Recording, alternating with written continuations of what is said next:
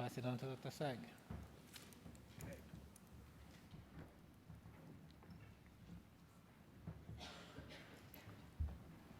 All right, so that was a perfect lead-in for our next talk by Dr. Victor Valcour. So Victor is a professor of medicine at UCSF in California.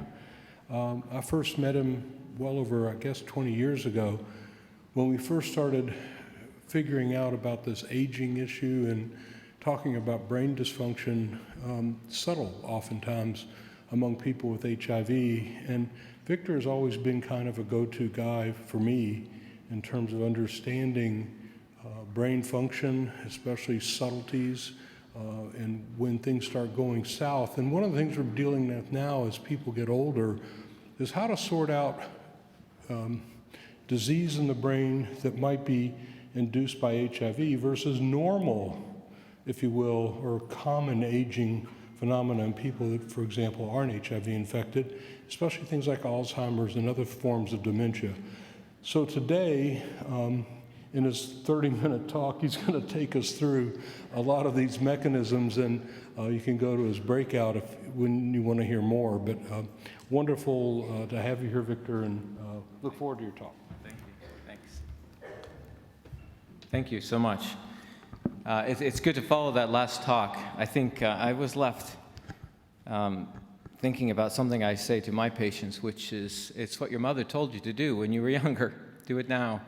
I was just in Nairobi speaking last week, and one of the speakers started by stating this proverb, which many of you may have heard, Tibetan proverb. This is for the person who is looking for answers for non-Western medicine.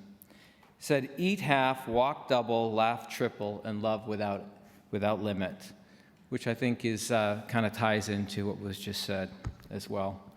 So don't tune out. It's not that scary. I'm a geriatrician working around neurologists, and I get by every day. So let's see where we can go with this and try to cover some topics as quickly as we can. And please come to the breakout sessions if you want to know about screening, if you want to know about CNS escape, if you want to know about more of these diseases in detail. I have to go pretty quickly.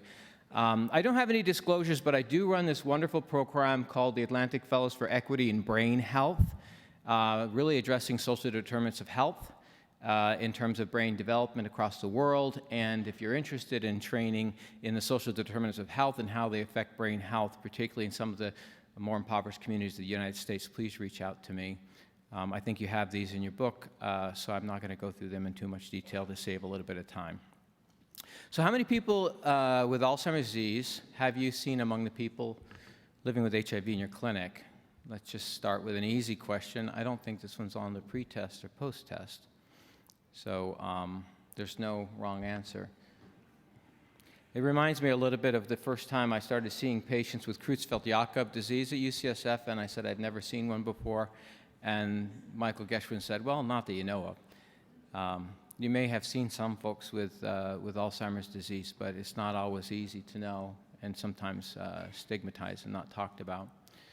So let's see, we've got a good response. So this is pretty typical, I would think, in the clinic. So let's talk a little bit about these.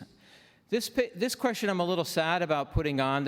A patient with HIV asks you about Alzheimer's disease during a routine visit, and you inform them that Alzheimer's disease accounts for what percentage of dementia in the United States? So I feel so answer this question, go ahead. You know, if you don't know, oftentimes go for the middle, right? Go for the middle numbers. So the reason I feel bad about this question, because I think 17% got it correct, and actually it doesn't matter, right? The number doesn't matter here. The point really is that you should, use the nomenclature well enough to understand that dementia and Alzheimer's are not exactly the same thing, right? Alzheimer's is one type of dementia. There are many types of dementia. So in the United States, particularly among older people, the most common cause of dementia is Alzheimer's disease, but it's only about 70%.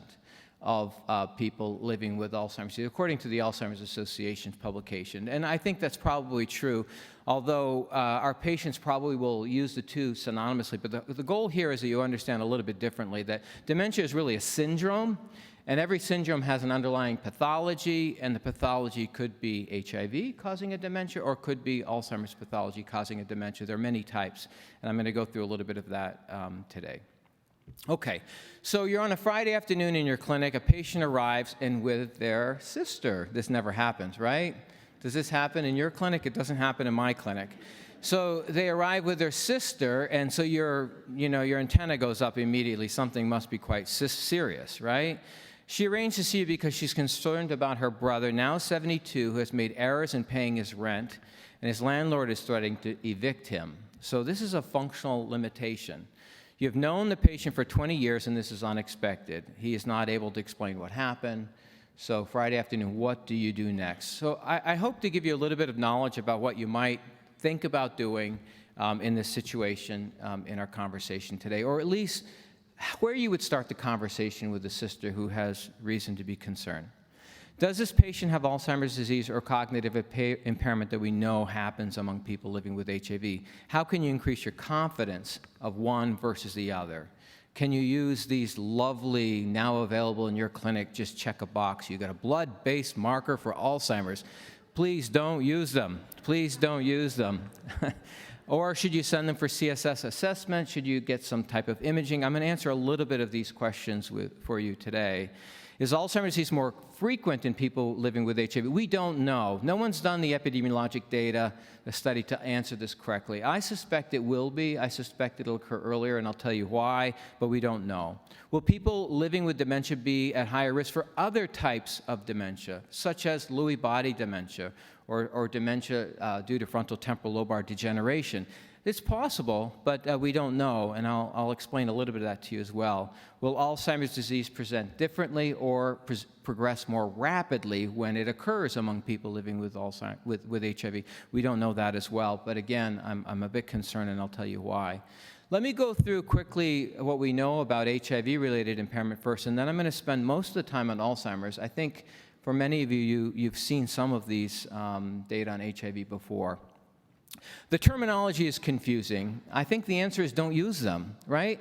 They're largely used for research studies. The first one in 1991, you may have heard mild cognitive motor disorder. It was used because there was a lot of motor component back then in people before they were treated with antiretrovirals or AIDS dementia complex. A bunch of us got together in 2007 in Frascati, Italy, and felt very important and came up with these terminology called HAND, HIV-associated neurocognitive disorder.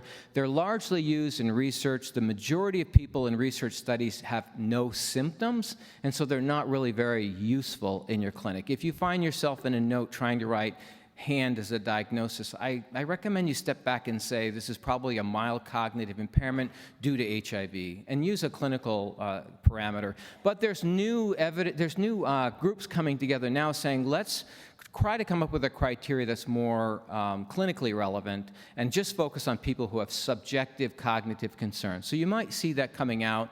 They've called this so far HABI, HIV-related. I guess it must be HIV-associated brain injury, HABI. But stay tuned. But in your clinic, just describe the syndrome that you're seeing. Let me tell you what we know about the profile. Frequently, the frequency of HIV cognitive impairment is not clear. Most of the data that you see that are published include people that are not suppressed, which, as we saw in the slides earlier, is not what you all are seeing in the clinic. So what we really want to know is once somebody's suppressed, what's the frequency of cognitive impairment? And I think it differs. I was glad to see in the last slide the difference between the comorbidities in people who are starting antiretrovirals above a CD4 cell count of 500 versus those that start lower. And I think we're seeing the same thing with HIV-related cognitive impairment. In my clinic, which is largely people over the age of 60, some of them who have been living with HIV for over 40 years, I think the rate is about a quarter of them. A quarter in the primary care clinics, of course, 100% with me. But I think when we look at this in studies, we see it about a quarter of the people. Having said that, we now run a study in Bangkok, Thailand, where people start antiretrovirals within a couple weeks of infection. 10 years out now, we're seeing no cognitive impairment in these people, very few signals of cognitive impairment. And so maybe this will be a legacy effect, and if we can get people on therapy earlier, we can prevent some of these comorbidities.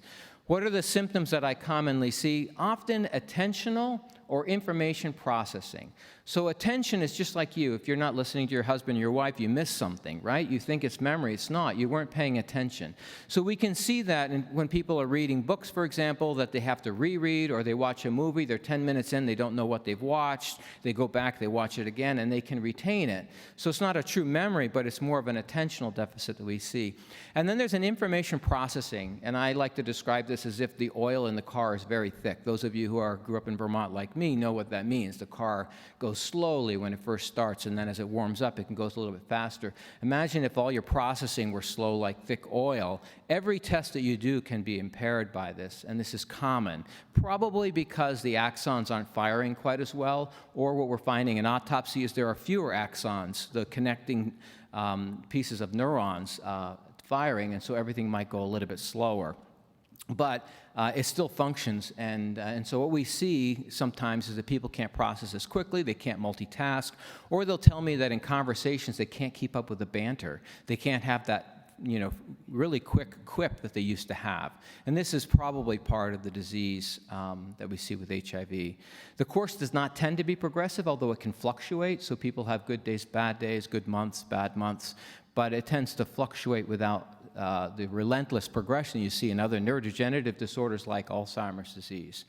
And with testing, multiple domains can be impaired, although the patients will often tell you they have a memory complaint. I've been using this slide for almost as long as I've known Mike, but HIV does not have a selective vulnerability like other diseases, and as a consequence, it can affect behavior, cognition, and motor. And those of us who remember what people look like with AIDS dementia complex, they almost could look like they had Parkinson's disease. So there's a clear subcortical motor component to this, but also a lot of behavior.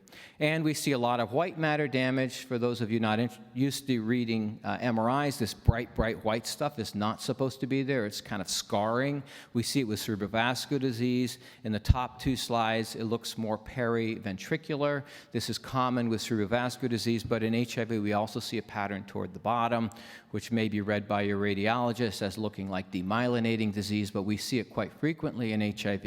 It seems not to progress. It may be a marker of something that happened before antiretroviral medicines, perivascular area, which we know HIV had a lot of impact on, and it also seems to be linked particularly to smoking. So it's probably cerebrovascular as well. I'll talk about the top, and you can read the bottom studies if you're interested and look them up. But the top one I like the most because a friend of mine in the UK did this study. He had about 10 people who were very healthy, working, living with HIV, cognitively normal, no complaints. They tested them, they were normal. And he compared them to about 10 folks that were recruited from STD clinics, so they were demographically matched. And what he found is that the people who are living with HIV had TPSO binding, which is a PET ligand, that was elevated compared to controls. So what he's essentially showing is that even among the healthiest of people living with HIV, there's probably some evidence for microglial activation in the brain. And that may be why we're seeing some cognitive impairment. And even though these 10 people performed normal on their cognitive measures, if you took the amount of binding and you compared it to how they did on the executive functioning test, they were inversely correlated. So there was seemingly a clinical correlate to having more binding. We repeated this work ourselves in our cohort of people over 60 by measuring a blood marker, monocyte activation markers, MCP1 and neopterin. Those that had elevated inflammatory markers had damage to the integrity of their white matter tracts that you can see in a process we call diffusion tensor imaging. So there was axonal dysfunction among people with higher levels of blood-based MCP1 and neuropterin. Moreover, the DTI abnormalities correlated to cognitive performance. So we were able to link from the blood to a marker that was measured by MRI in the brain to cognitive performance. So I'm a firm believer that inflammation is causing some level of cognitive impairment for some of the folks that we're seeing in our clinic. Among people over the age of 60, we also see that the brain seems to be shrinking faster than very healthy people that we enroll at our center. So very healthy, what is that? When you put out an ad, say we need healthy controls, these are the Berkeley professors that sign up. These are the people that take care of their heart, they take care of their brain. So what we don't know in this study is that although the shrinkage seems to be faster, we're not sure it's specifically due to HIV. It could be other lifestyle factors, as we heard in the last talk. Nevertheless, on average, for our people who are really taking care of themselves, we don't see people in our research studies that have not been totally adherent and suppressed. So we're seeing the people that are managing their HIV the best, and we're still seeing progressive atrophy of the brain. Okay, the key points before I move on to Alzheimer's disease. The frequency of HIV-related impairment is less clear, probably more common in our older folks, maybe about a quarter, and among those that are initiating therapy early, probably much less, particularly if they're treated in the acute period, which we're seeing in our studies in Bangkok. It doesn't tend to be clinically progressive, but fluctuates. And vascular injury is present, but probably not sufficient to explain that. And that's a common comment that people will make. It's all vascular, but I would say not. So let me switch a little bit now to Alzheimer's disease. Alzheimer's disease is a disease we've known about for over a century, progressive neurodegenerative syndrome.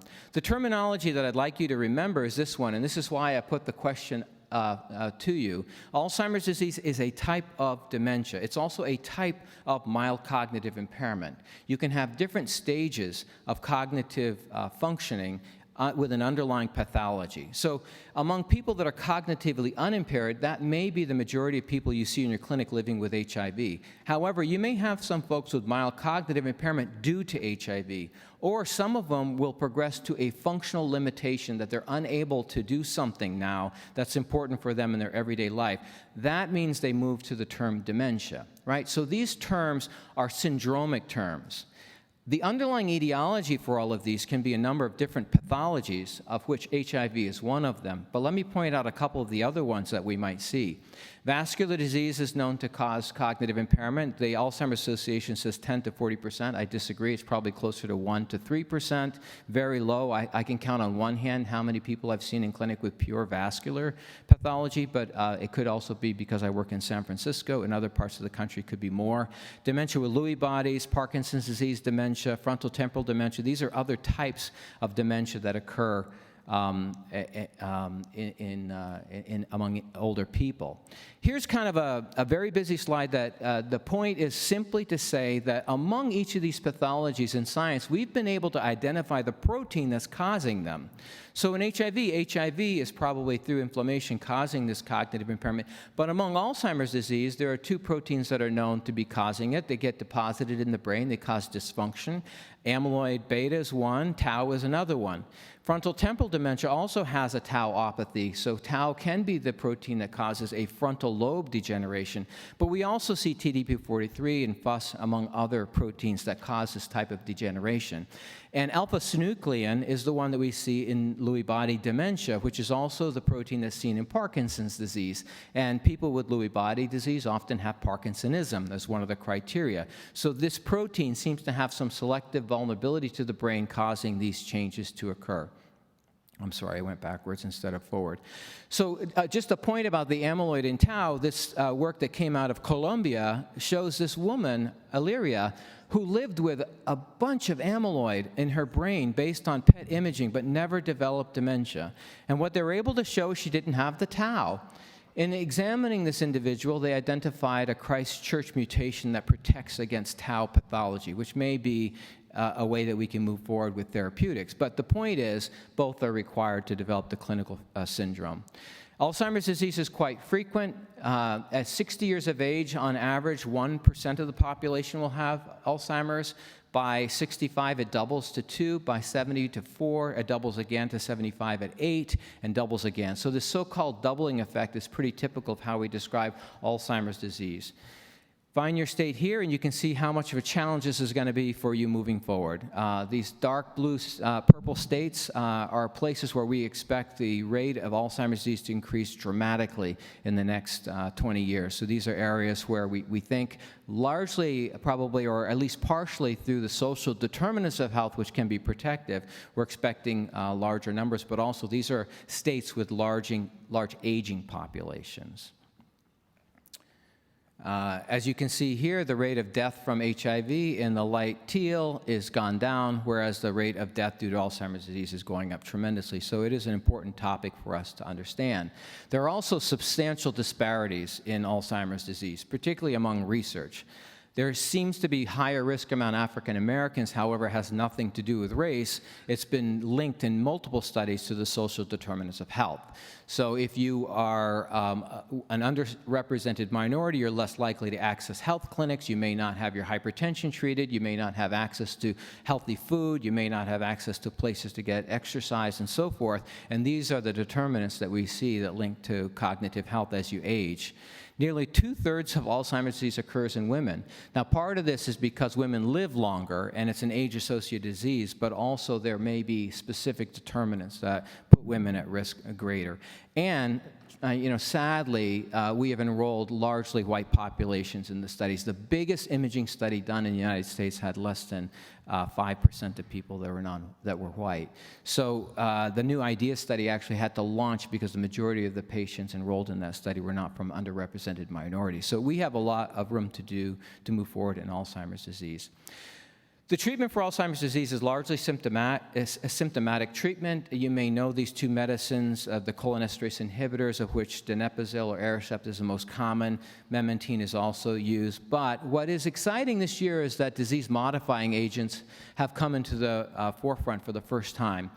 And while these are exceedingly problematic, I would say, and even those of you who have are not in the field probably understand how problematic this is. It is a proof of principle that if we can remove amyloid, we might be able to make a dent on Alzheimer's disease. So these medicines are now available. Lecanemab has now been infused at our center, largely for people with mild cognitive impairment without many comorbidities.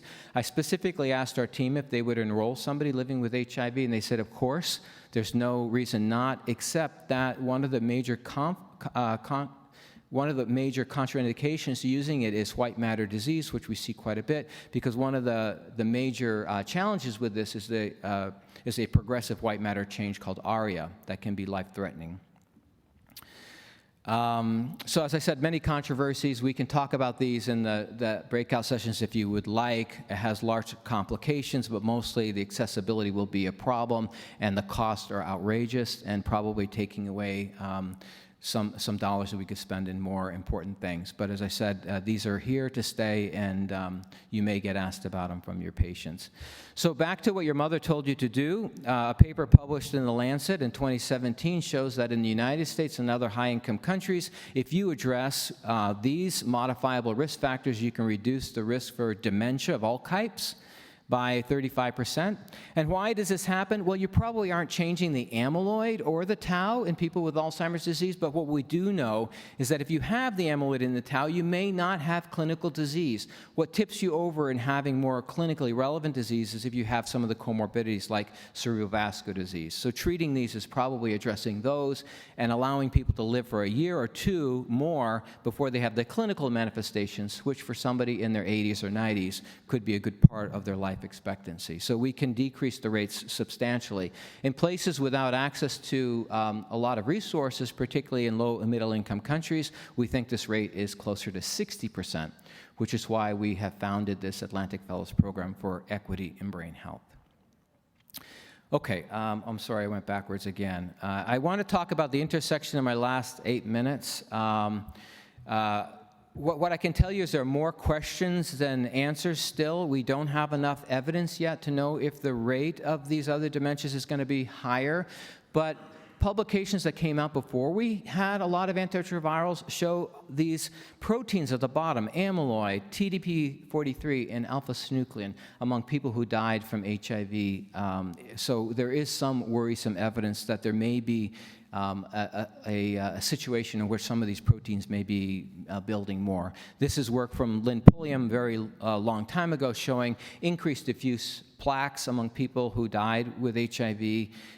Here's a study from Bo Ansis that was reassuring that people in their 40s do not show evidence of neuritic plaque. So we do not find the Alzheimer's-associated plaque of amyloid among people in their 40s, which is good to know. And then I think I'll skip this for time and go to this one. We have data from Bruce Brew and Dick Price that's now quite old as well. In this red graph, you can see that people with ADC, AIDS dementia complex, has decreasing amounts of amyloid in their CSF, and that is suggestive of increased amyloid in the brain. So among people, before we had antiretrovirals, we did see these changes in amyloid. These changes in amyloid have clinical relevance because if you send somebody for an LP, for an AD biomarker, one of the markers is going to be amyloid. And if it might be decreased somewhat among people living with HIV, how do you interpret that? I can tell you our own personal experience is that about a third of people will have perturbations of amyloid, but about 50% of people I've sent for CSF studies for Alzheimer's disease had normal markers, which to me was reassuring that I was addressing an HIV-related impairment and not an Alzheimer's impairment. And I can say about 3 folks, not too many, we have about 50 that we have sent for CSF amyloid and tau. About 3 of them had markers very clinically suggestive of Alzheimer's, 2 of whom I thought had Alzheimer's and I was already treating, and a third which I think might be preclinical. So it is helpful. Again, I'm going to skip this slide, but it's showing that tau also was seen in brains of people who died from HIV, and in this study they were on antiretroviral therapy, presumably suppressed. So only 5% of Alzheimer's disease is known to have a genetic predetermination, and there are multiple unproven hypotheses. Our prior speaker spoke a lot about inflammation. Some sources among people living with HIV includes HIV itself, HSV, CMV, and so there are some concerns that there may be a higher risk for some of these diseases through just the inflammation hypothesis. This you can see in your slides. We did a compendium back in 2017 showing the similarities among HIV and Alzheimer's disease, but I won't go through them today for the sake of time. I'll tell you it's quite clinically difficult to differentiate Alzheimer's disease from HIV-related impairment. Even on cognitive tests, it's difficult to tell. You might think that somebody who has a strong memory loss, an amnestic profile, has an Alzheimer's disease. I think that that can generally be considered, but in fact, because people living with HIV tend to have more error proneness on cognitive tests, we see patterns that look a lot like Alzheimer's disease. And I've even seen people with pure amnestic profiles who on PET scanning were amyloid negative, so I know they didn't have Alzheimer's disease. And we're trying to get some work where we can use an app to try to determine if it's an HIV-related impairment versus an Alzheimer's-related impairment. Believe it or not, the computers are very good at this. It can separate now 95% accuracy HIV from AD, but from the clinical eye, it's very difficult. So it will probably mean trying to upload an image and getting a likelihood that it is one or the other. Okay, what can we do now? Well, I always end with this because I think it's important to be practical. And I particularly like this conference because unlike other conferences where I can talk kind of in an academic way, I feel like here I'm pushed to make real statements about what can you do in the clinic. The first thing I would say is antiretrovirals are critical.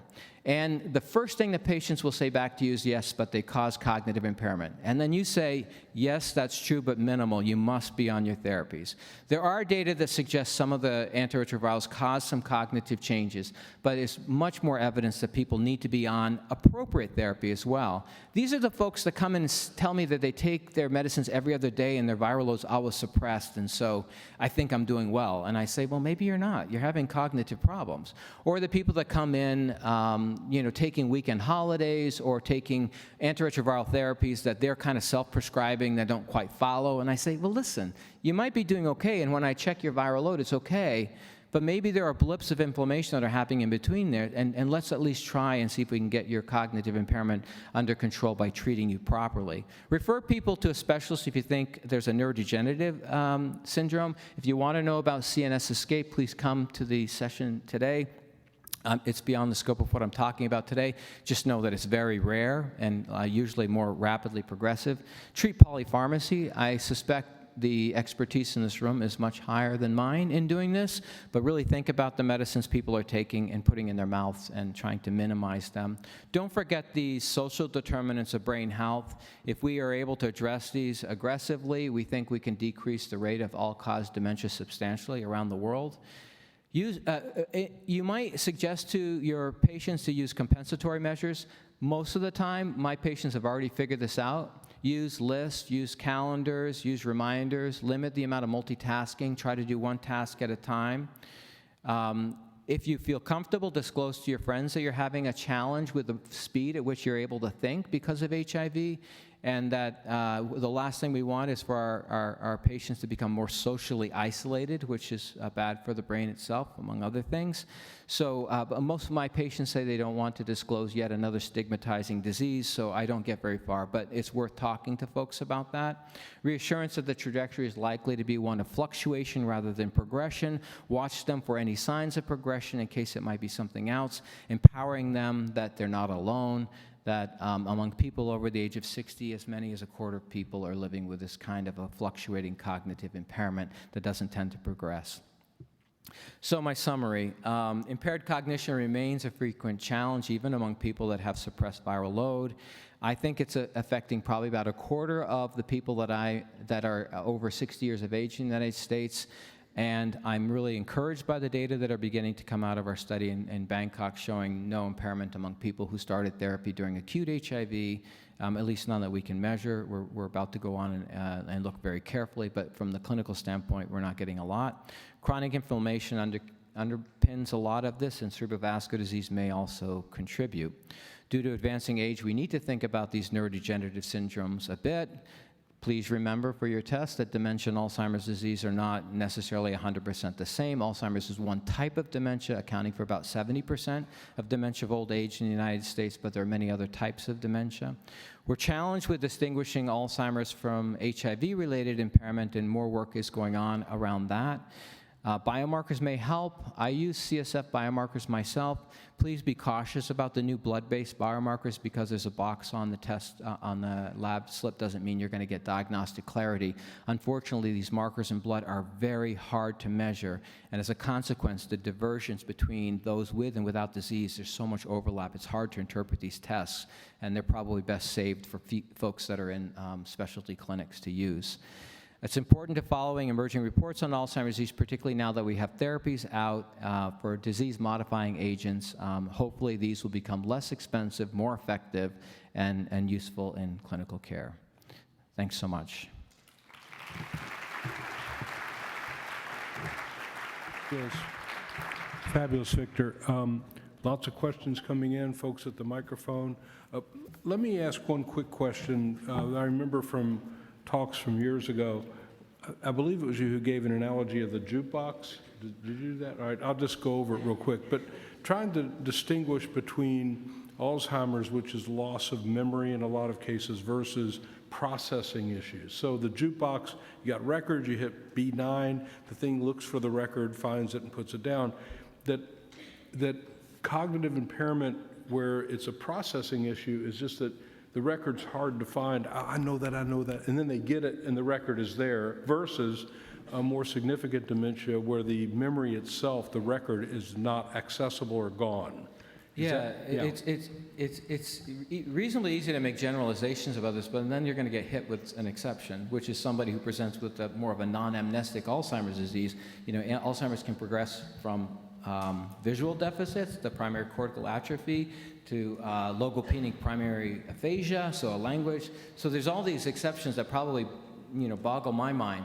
But if you think about the pathology of Alzheimer's disease, it is a problem of encoding. It's a problem of making new memories. That's why people tell you, I can remember, what I did in 1960, but I don't know what I had for breakfast. Because that memory is already encoded, right? And it's a problem of retrieval. Whereas what you had for breakfast, whether you took your pills that day, is a new memory that you have to make, and that's an encoding problem. So that generalization is helpful, I think, in trying to understand typical Alzheimer's disease as an encoding problem. And so with people living with HIV, what I hear instead is that they may need to hear it 3 or 4 times or more before they are able to register it. Or later that day, it comes to them. Like it couldn't come right there, but it's in there, right? And they were able to dig it out. And so I think those generalizations are accurate, but until you get hit with an exception, which is maybe what I see in my clinic too much to be comfortable with it. Yeah, so before we go to further questions, I know some folks are having trouble accessing the internet. It may be a memory problem, I don't know. So what you can do is if you've been trying and you're having trouble, log off completely and then go back on. The system, once you get on, is working pretty well, but if you're having that problem, go to that. Please, we'll start in the center and then we'll go around. Hi, Gary Spinner from Bridgeport, Connecticut. Can you talk a little bit about the steps that we doing the primary care for our HIV patients should take when the Friday afternoon case that you presented, which is pretty common for us, what first steps should we take, and is there any benefit at all for mental status exams, some of the formal instruments? I might suggest looking up a paper we wrote on screening, because I think the screening, part of what you're talking about is screening, which is really incredibly complex. As people get older, there's increased value of having a screening on record, right? But among people that are younger, where the likelihood for neurodegenerative syndromes is low, I think it's less likely. So if you have in your clinic the lovely opportunity to have done a MOCA on somebody, for example, when they were 60, and you have it on record, that's a good place to start, is repeat it and see where they are. If somebody comes in with their sister, I'm already at a point that I'm thinking this is going to need a workup and probably a referral if I think it might be Alzheimer's disease. Getting people that have more experience on it, to understand it. So I would say those are the two things. I think among the tests that you can do in your clinic, we don't have, well, the MOCA I think is the one I would recommend. Now it's a little bit proprietary now. You have to kind of sign up and learn how to do it. So the Montreal people are making a little bit of money. But the MMSE, the mini mental stat, which is your go-to, it's okay for Alzheimer's. It's not so good for HIV, and it's not so good for every other type of cognitive impairment that we have. So you could use that with the caveat that if it's really bad, it might actually be, an indication that this is more likely to be Alzheimer's. But that's what I would suggest. If you have something on record, repeat it or bring them back in to repeat it, and think about a referral. Listen to the history a lot as well. What have the changes been over time? And then look at the polypharmacy, send off your typical blood test for B12, thyroid, make sure there's nothing new that's happening, the stuff that we all know, and think about, particularly in that case, whether another person should take a look at it. Great. Thank you. Okay, we'll go to the phone microphone in the other time zone. I had a similar question, more about trying to figure out a baseline, because a lot of the neurocognitive testing, as far as I understand it, kind of revolves around these normative samples. And if you have somebody, in your example, you had said the health conscious Berkeley professor, it's going to be a lot of memory loss before they start hitting normative samples. So is there anything that's relatively simple to administer in an office setting that we could be doing to just kind of get some sort of normative sample earlier in the person's history so that you have something to compare back to? Yeah, the concept of normative sample is a little difficult. We use lookup tables of what people have, 1,000 people that have done the test in certain age and education groups. But inevitably, if I have somebody with a high functioning job, I'll be I'll scrutinize it closely. Like if they remember 15 words instead of 16 after 5, I say that might be a change for them. So we're always in that same place in the specialty clinics. It's even worse when you're talking about screening tools. So you may have somebody with a perfect MOCA for years who has an early Alzheimer's disease. So it's very difficult, and those higher functioning people are probably going to need more in-depth testing to try to tap into the more challenging tests, the ones that require set shifting, where you're holding one thing in your brain and have to remember something else. Those are the ones that really stress the brain a lot, and we can see the detriments that may happen, but you're not going to pick it up on screening tests in your clinic very easily. So those are probably people that are going to need a referral. Let's take these two questions at the center real quick. Okay, Run out great. of time. Yep. Thanks, Mike. Thank you for that. So my question is more around young people. So I have perinatal acquired young people that I'm taking care of, and we don't have, even to refer them for neurology or any kind of assessment, and for us to do, we have nothing in terms of standards or standardizations to use for our perinatal kids at different ages. And then I'm piggybacking that off also on our young people. I get 14 and 15-year-olds diagnosed with HIV. By the time they're 30, they've been on antiretrovirals 10, 15, 20 years for some of them. So I don't really see a lot of data and a lot of help around what to do with younger people that ultimately we're going to have some neurologic issues. Some I know that have it now, but I don't have any standards or any guidance. So it's also a challenge for our Ryan White programs to kind of help us with that. And also your thoughts on that and data or research, anything. We're looking at older individuals, but what about younger people? Thanks. Yeah, I guess if it's a minority of people that are having these concerns in your clinic, I think that's an underestimate. I think by the time somebody lives to be 16 or 18 years of age and they've been living with HIV since birth, the likelihood that they have some developmental damage is very high. And it may not be coming up in cognitive specific. It may well be, particularly among teenagers, in behavior and actually risk-taking behaviors, and as well challenges in the environment. So I definitely hear. You remember, I mean, all of us that have had children know that the frontal lobes develop late, right? Your teenagers are still trying to figure out how to manage behaviors, and it's not until they're 18 or 19 or 20 that comes into play. And that's probably what we're seeing in some of our teenagers. We have some data in a prior study that I worked on showing that there are increased risk-taking behaviors in those people. So not necessarily cognitive, but more behavioral. So I don't have a good answer. It's a shame that there aren't people that are addressing this clearly. In the United States, there's more of a challenge around drug use in the children and their parents, and whether there's any damage that happened prior to birth. In some of the studies we've been able to do outside of the United States, we've been able to show an HIV effect for certain among people growing up with HIV. So I think it's a clear, urgent need. So before we go back to the microphone, the related question, and that is, what do the data say about the relationship of either current or former drug use on neurocognitive behavior? And can it be confused with this, or does it contribute as someone gets older? Yeah, I mean, I have people that come into my study stoned, and they don't tend to do well. Sometimes they do pretty well.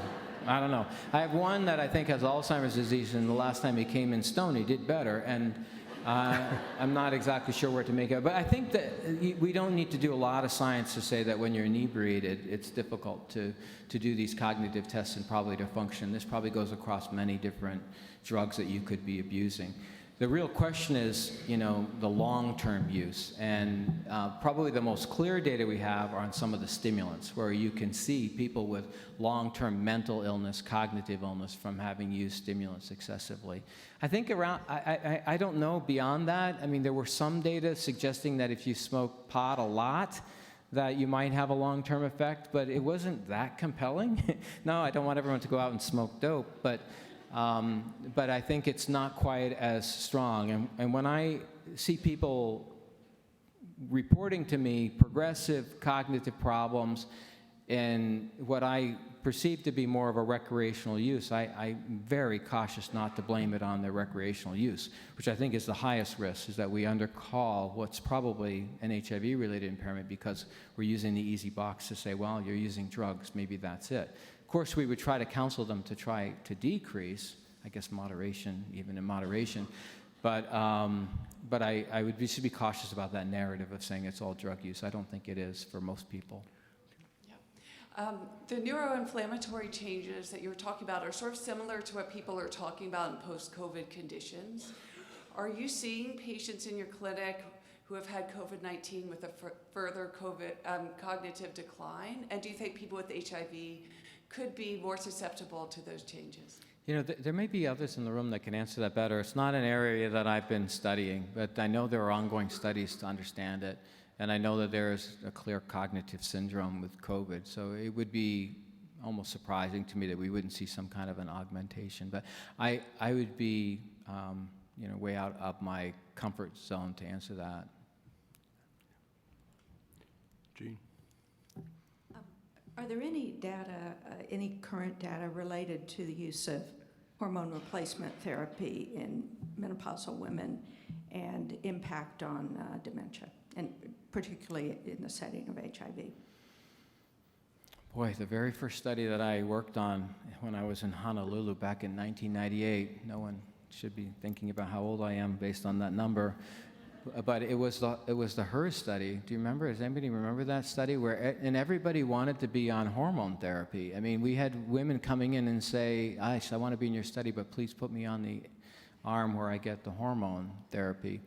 And then when the study ended, we found out that it was bad, right? Because there were increased strokes. And so I think you're just bringing me back, but I'm not sure I know of any data specifically in HIV. But in general, we worry about that from a population level, so in studies, and then we talk about it carefully on an individual level, because it's an individual choice, and what you see in group levels may not be the same.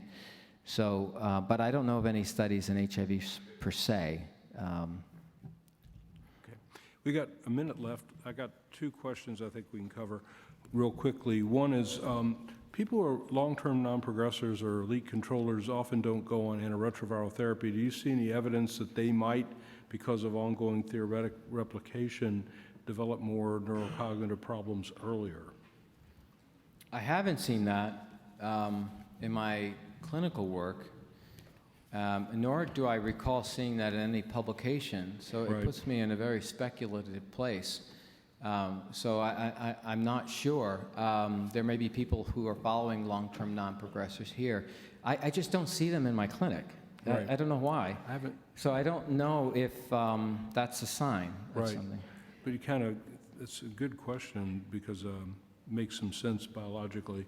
So here's two sort of things based on antiretroviral therapy. Are there any particular antiretroviral therapy drugs that are maybe more cognitive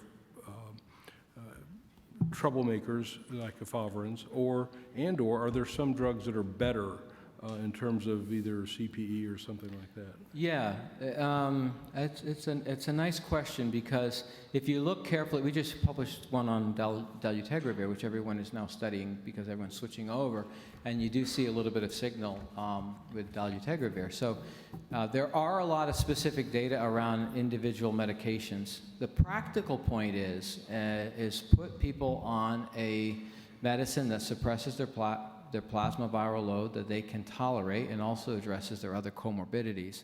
I think that's where I have landed. Early on in the early 2005 and so on, there was so much talk about this CPE, this penetration effectiveness score, how well the drugs get through the blood-brain barrier.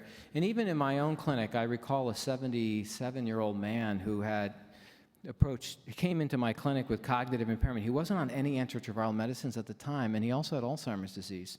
His primary care doctor put him on Aricept, but sent him to the ID clinic to start antiretrovirals, and he forgot to go.